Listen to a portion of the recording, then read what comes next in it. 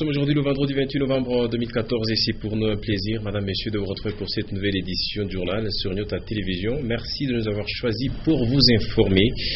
Soyez donc tous les bienvenus et tout de suite voici les grands titres au sommaire de cette édition du journal. Cet autre incendie raté, toujours de justesse, une autre catastrophe a été hier évitée. vendredi et c'est de justesse que les flammes perçues en dessous d'un camion citerne ont été maîtrisées. La scène s'est déroulée au milieu du parking import des camions citernes. Vous suivrez à nouveau cette alerte au cours de cette édition du journal. Et puis Martin Kabouloulou est dans nos murs avec son collègue provincial Odak Sosompo, le ministre national des Mines, s'est entretenu ce vendredi 28 novembre 2014 avec les miniers du Katanga sur les capitaux, les taxes des entreprises minières ainsi que les ressources. Vous aurez le détail au cours de cette édition. Voilà pour les grands titres. Une fois de plus, bonsoir. Tout d'abord, cette actualité, le 15e sommet de la francophonie se tiendra à Dakar. Et à ce sujet, une quarantaine de chefs d'État et les membres de l'OIF vont pendant 2 jours, soit du samedi 29 au dimanche 30 novembre prochain, réfléchir sur les prochaines orientations et surtout l'élection du remplaçant de l'actuel secrétaire général de l'OIF, Abdou Diouf. Le chef de l'État congolais, Joseph Kabila Kabange, est en route vers Dakar pour prendre part à ce 15e sommet de la francophonie après le 14e tenu à Kinshasa. Je le disais en titre, un autre incendie évité de justesse toujours à Whisky, cette fois dans le parking import des camions citernes. En faisant les manœuvres, un camion a, suite à une panne de moteur, dégagé quelques flammes de la châssis. C'était au beau milieu du parking et à côté de plusieurs autres camions citernes avec essence à l'intérieur. Et c'est grâce à l'usage de 3 extincteurs utilisés courageusement par 2 autres chauffeurs que le pire a été évité. C'est un commentaire que nous avons rendu sur ces images de nos 2 correspondants de Kasumbalesa, Sitonkumba Boulambo et Fachondomba Chimbela. Suivez.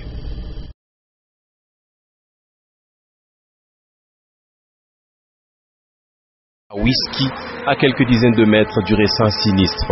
En faisant les manœuvres, un chauffeur a vu jaillir des flammes de la châssis d'un camion citerne situé au milieu de plusieurs autres dizaines de camions. Et c'est en catastrophe qu'un à un, les camions citernes ont été évacués du parking. Pendant ce temps, 2 autres chauffeurs, les plus courageux, se sont saisis de 3 extincteurs pour éteindre les flammes. Et c'est en toute stupeur que le chauffeur en question tente de reconstituer les faits.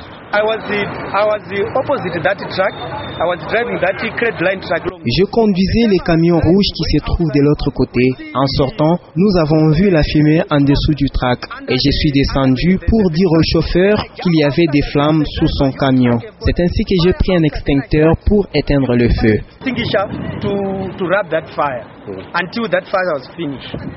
Aussitôt saisi de la nouvelle, le chef de cité Moussochi Kasumbalesa, M. André Kapampa Kamwanya, est descendu sur place pour palper cette nouvelle réalité.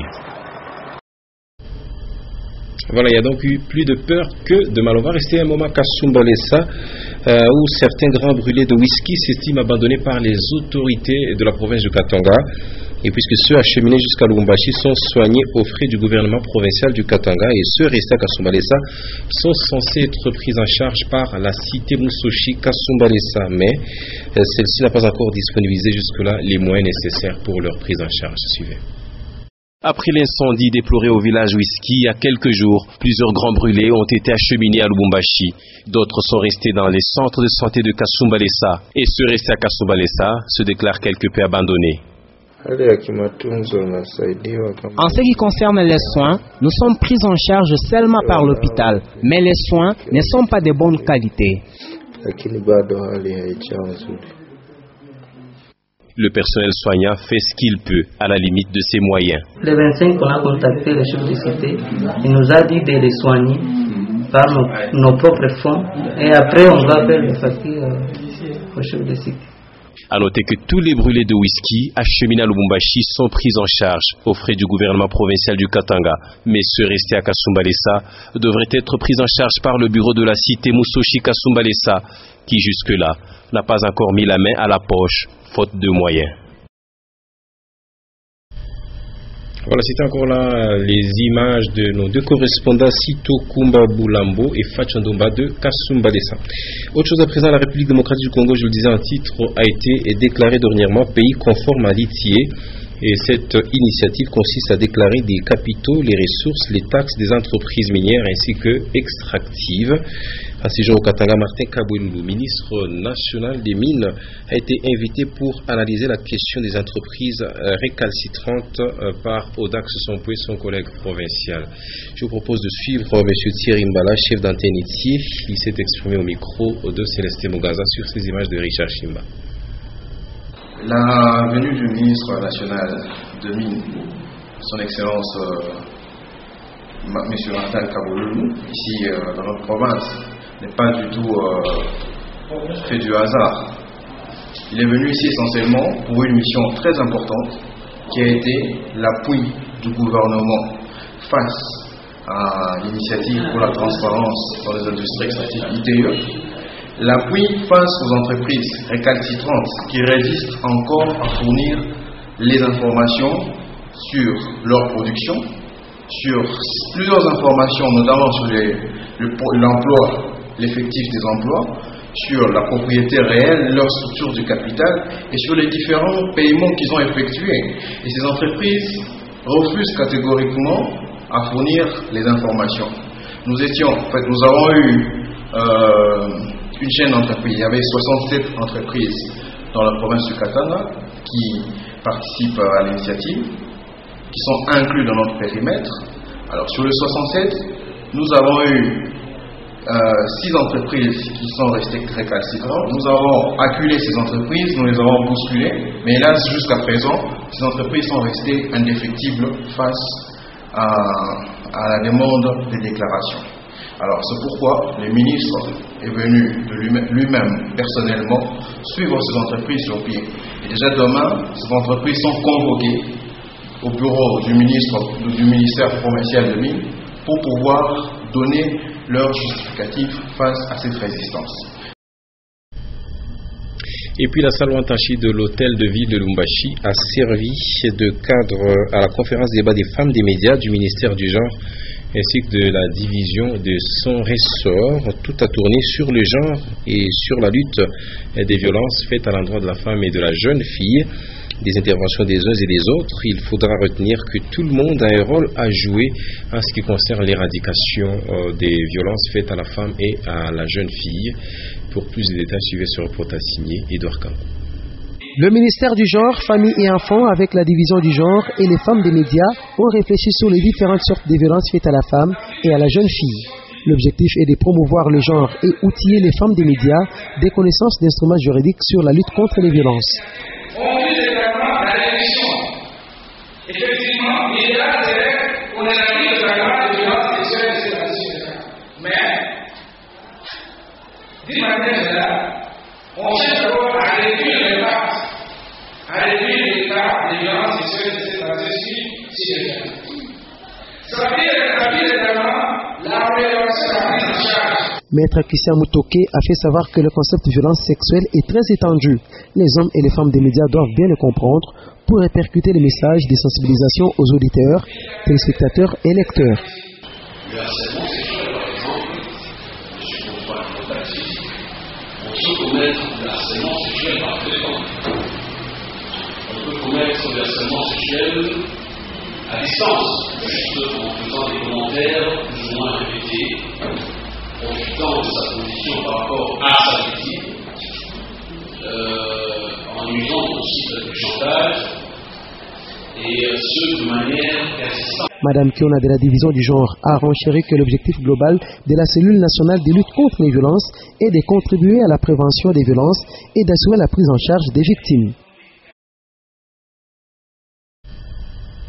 Et puis ce face-à-face comité de gestion de l'ISTEM Lubumbashi et le personnel académique, scientifique et administratif de cette institution de l'enseignement supérieur appartenant à l'État, le directeur général de cette institution, le professeur Faustin Kangmaté, ainsi que son staff dirigeant, invite tous les agents à œuvrer et regarder dans une même direction pour un aboutissement heureux de l'année académique 2014-2015 qui est en cours. L'occasion pour le personnel de poser aussi leurs problèmes aux dirigeants de cette institution. Témoin de l'événement, Antoine Roger Mbouyi, sur ces images de Frédéric Bouké-Lemanda. Le vœu du comité de gestion de l'ISTEM Lubumbashi tenu demain de maître par Faustin Kangmaté est de voir l'année académique 2014-2015 être rose, paisible et d'un travail des titans abattu par tous. D'où ce face-à-face direction générale et personnel académique, scientifique et enseignant jeudi 27 novembre pour dialoguer. Dans cette rencontre, le DG Kangmaté en appelle à la discipline, conscience professionnelle et à la responsabilité de ses collaborateurs dans l'exercice de leurs fonctions. Le comité de gestion a trouvé bon aujourd'hui pour rappeler les règles du jeu, comment nous allons marcher ensemble pendant cette année académique, le respect de l'horaire de travail, de notre travail comme enseignant, pour enseigner, pour encadrer la recherche et les services à la communauté. Là où il y a des hommes doivent réfléchir pour trouver des solutions à tous les problèmes qu'ils rencontrent. De leur côté, parce que l'ambiance était bon enfant, les enseignants, les administratifs et agents ont soumis leurs doléances de tout genre à la direction générale, telle la question de la prime, salaire et autres avantages. La direction générale a non seulement répondu aux préoccupations, mais aussi dissipé tout malentendu et spéculation. Et parlons à présent du transport interurbain et retenez que les premiers 320 km séparant la ville cuprifère de Lubumbashi et celle urbano-rurale de Kolwezi ont été parcourus. C'était le mercredi dernier. Pour rappel, cette société Mulicap SARL a acquis 5 autocars modernes pour assurer le transport des passagers entre la ville de Lubumbashi et celle de Kolwezi. Le bus inaugural est intervenu donc le mercredi 26 novembre dernier et a également pris part à bord de ce bus notre confrère Célestin Mougaza qui nous propose cet élément de reportage. Tous les voyageurs en route vers Kolwezi ont pris place à bord de l'autocar moderne de Mulicap SARL. Les nouveaux bus Sanlong ont effectué leur premier déplacement vers Kolwezi, une occasion pour tous les passagers de palper du doigt la révolution dans le monde du transport interurbain. Un confort qui ne dit pas son nom tout au long du voyage, des bus climatisés, des téléviseurs pour le divertissement des passagers, bref, un plaisir pour tous les voyageurs. Mambo Mulicap inatufurahisha vema, mambo mzuri sana anafanya, anatuweka kitu kimomo kichwa kizuri sana vraiment. Avec des bus pareils, tunaona qu'il y a une modernité. Par ces nouvelles acquisitions, Mulicap SARL avec son patron Patrick Moulan apporte une nouvelle vision de transport à long trajet. Nous leur assurons encore que nous continuons à améliorer le service du mieux que nous pouvons. Mulicap SARL assure aussi des frettes pour tout bagage.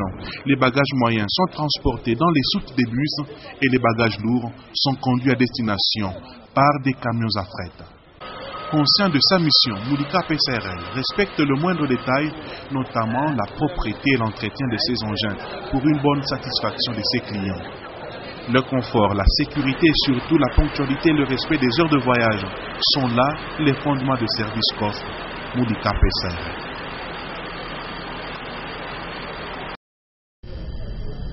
Et à présent, on va évoquer tracasserie routière sur les artères principales de la capitale cuprifère.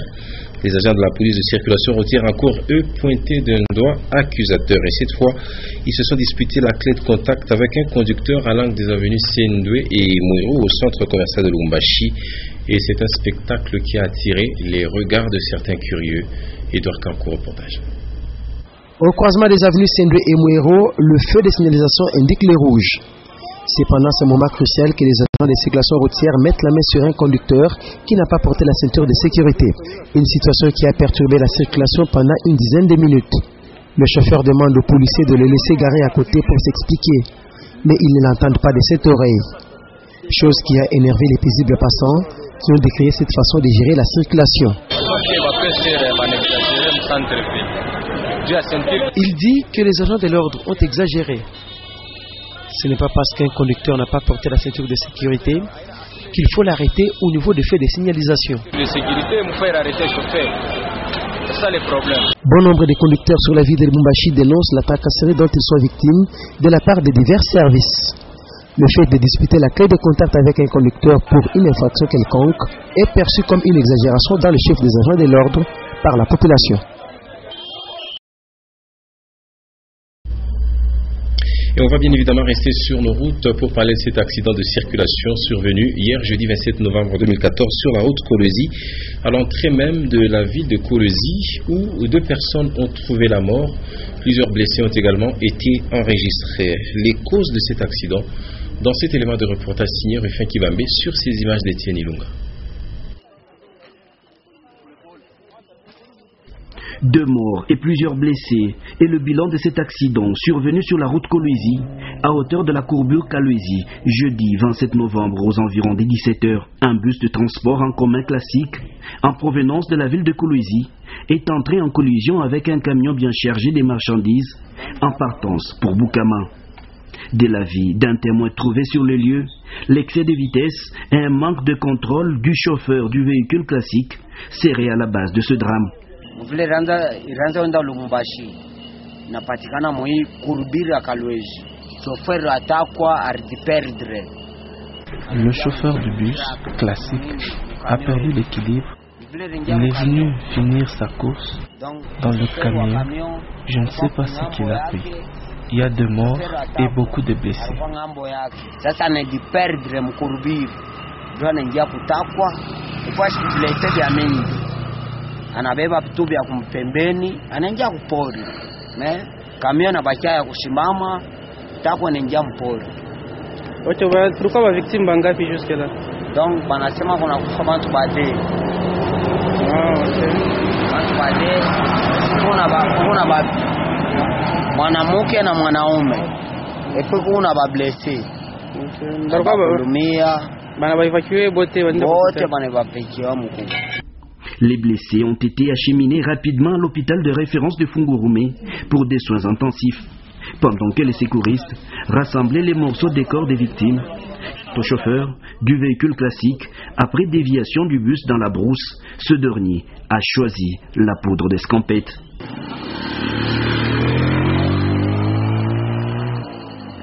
Cet énième cas d'accident sur la route Kolwezi, nationale 39, remet sur table la question de sécurité routière et celle de véhicules de transport en commun remplissant toutes les normes adéquates.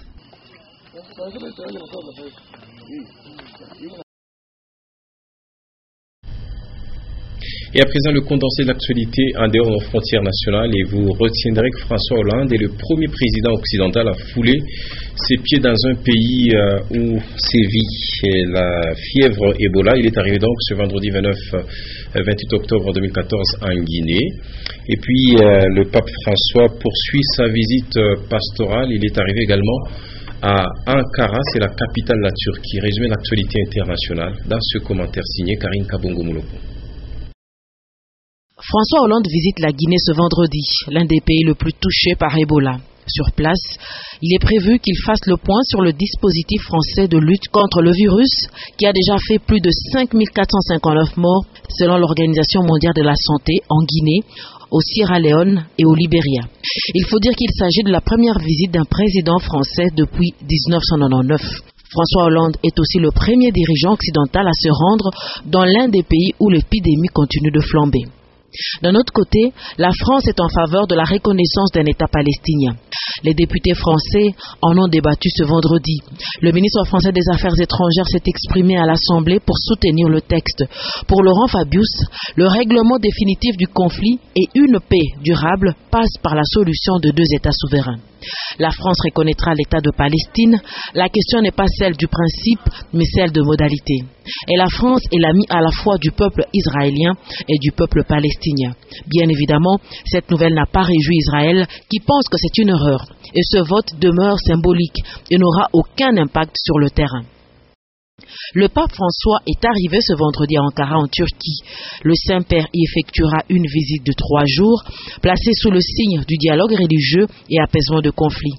Le pape François devra également visiter les lieux saints de la Turquie et rendre visite aux nombreux réfugiés syriens. Et voilà pour l'essentiel de l'actualité. Madame, Messieurs, nous avons été heureux de vous présenter cette édition du journal. Merci à vous de l'avoir suivi, mais avant de se quitter, voici rapidement le rappel des principales articulations. Nouvelle alerte hier en début d'après-midi. Au niveau de Whisky, il y a eu plus de peur que de mal et c'est de justesse que les flammes ont été éteintes. Les flammes perçues en dessous d'un camion citerne. Et ce, grâce à la bravoure de 2 chauffeurs qui ont utilisé 3 extincteurs qui se trouvaient dans les parages. Vous avez suivi le détail au cours de cette édition du journal. Et puis Martin Kabouloulou est dans nos murs avec son collègue provincial Odak Sosson pour le ministre national des Mines.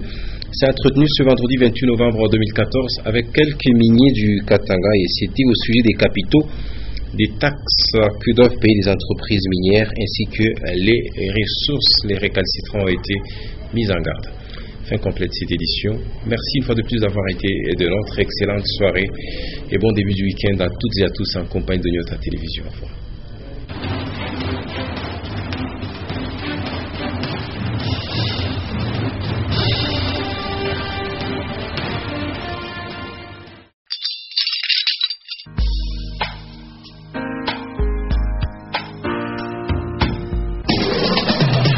Programmation musicale, voice track, gestion publicitaire. Nyota FM. Et un support technique, c'est sur Nyota. Écoutez, c'est une nouveauté.